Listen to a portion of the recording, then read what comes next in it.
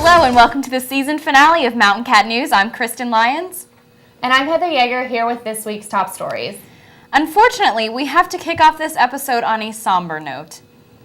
As many of you might have seen on last week's show, our beloved entertainment host, John Gleason, was brutally gunned down as he was leaving the studio.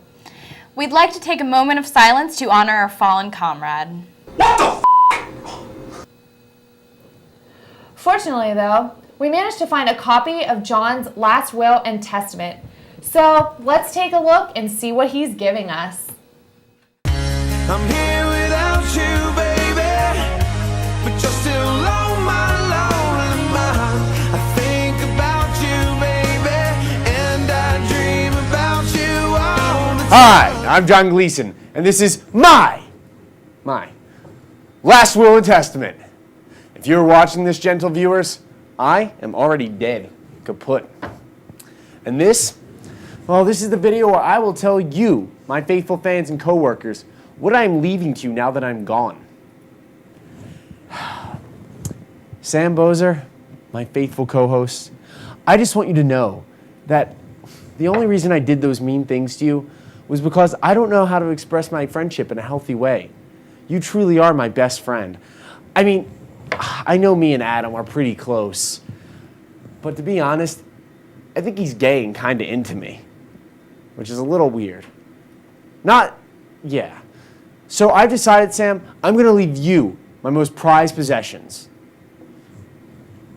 my trophy, so that you may always remember that I was the star of the show. My sign, which aided me for weeks on my strike against this very news network and shielded me when I was homeless because the Student Government Association took away my funds. I will also leave you this can of Sierra Mist I've been saving. I really want to drink it, and if I didn't drink it before I died, it goes to you. I also have some leftover lollipops and a pencil. It's a really good pencil. So Sam, I just want you to know, I always considered you my best friend, and I really hope that you can remember me with all these things. Now for some other people, I guess. Since Adam was kind of a good friend to me, I mean, we had a lot of fun times. I miss. Well, Adam, I'm giving you my prison jumpsuit from when I was arrested for trying to break into the Student Government Association office to use their television several weeks ago. This prison jumpsuit served me well. It reminds me of some harsh times, but some good times, like my time with the Fighting Cocks. Oh, I love those guys. We had some really great times. Well, Adam, this one's for you. And to not Sam. You remember the chick, Kristen Lyons, who co-hosted with me like 1 week out of like every show I did? I'm going to give you your sweater back because I stole it to fashion a wig so that I could imitate Sam nearly 6 months ago. That's for you. Also, because I kind of ruined your sweater, I'm also going to give you the rest of my hair products. They rock as much as this hairdo. So that's it, friends. No. Family of the Mountain Cat Entertainment Report and fellow news segments. I'm gone. But because of these items, I will never be forgotten. I love you all. Oh, you'll be missed, John. You will be missed. We want to promise you, our viewers, that we will continue our coverage of John's demise throughout the rest of the show. Indeed. On a lighter note, students from all decades gathered in the Cambria Room Tuesday night to have a night of fun and fundraising at the Decades Dance. Our own Depression-era doll, Kristen Badu, was on hand with the scoop.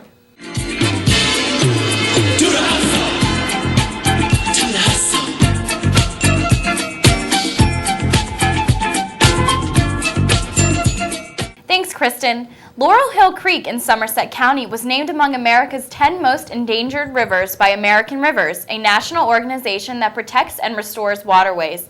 The creek flows southwest through Laurel Hill State Park and joins the Youghiogheny River near Confluence. In a report released Tuesday, American Rivers said Laurel Hill Creek, a source of clean drinking water, soon could have its unique character destroyed by excessive water withdrawals. This threat landed the creek in the number 7 spot in America's Most Endangered Rivers 2009 edition. The endangered creek affects 2 major ski resorts that withdraw water from the watershed for hotels, condominiums, and snowmaking systems. Plans exist for construction of 1,200 condominiums, 2 golf courses, and additional development at one of the resorts. It also affects a proposed water bottling facility that could withdraw up to 108,000 gallons per day. The creek is also popular with fishermen and whitewater rafters. The world's most famous groundhog keeps trying to escape from his home, but he hasn't gotten very far. The animal who emerges to check for his shadow each year of February 2nd, Groundhog's Day, is kept most of the year at Punxsutawney Library, where he stays in a man-made den. But library workers say the groundhog has gotten out of the structure 3 times in the past 2 weeks. Somehow, the groundhog climbs into the library ceiling and travels about 50 feet before dropping into some library offices. So far, Phil hasn't been hurt, but has been returned to his den each time. Still, workers are hoping to put a stop to the escapes before Phil isn't so fortunate. A military team sent to evaluate electrical problems at U.S. facilities in Iraq determined a high risk that flawed wiring could cause further catastrophic results, namely the electrocutions of U.S. soldiers. The team said the use of a required device, commonly found in American houses to prevent electrical shocks, was patchy at best near showers and latrines in U.S. military facilities. At least 3 U.S. service members have been electrocuted in Iraq while taking showers in the 6 years since the U.S.-led invasion of the country. The highest profile death was that of Staff Sergeant Ryan Mazeth, aged 24, a Green Beret from the Pittsburgh suburb of Shaler, who was electrocuted while showering in his barracks early last year. The military said other troops and contractors have died or have been seriously injured in other electrical incidents. Half of these problems have been fixed, but about 65,000 facilities still must be inspected. The man who recently attacked George W. Bush with his shoes is apparently in less trouble than originally expected. Our own Meg Crossan is standing by in the newsroom with more on this story.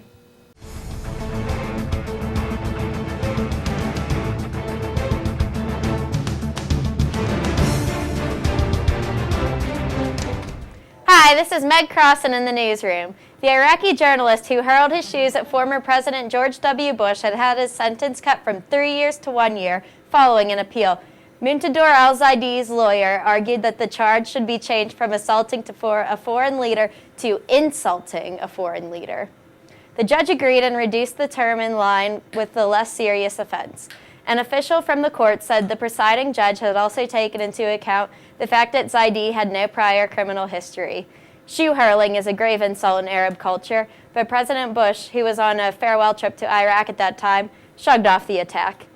The shoe incident happened in mid-December 2008 during a news conference Bush was holding with Iraqi Prime Minister.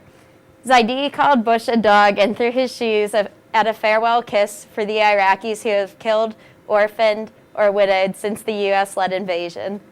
Zaidi was arrested and his actions were condemned by the Iraqi government as shameful.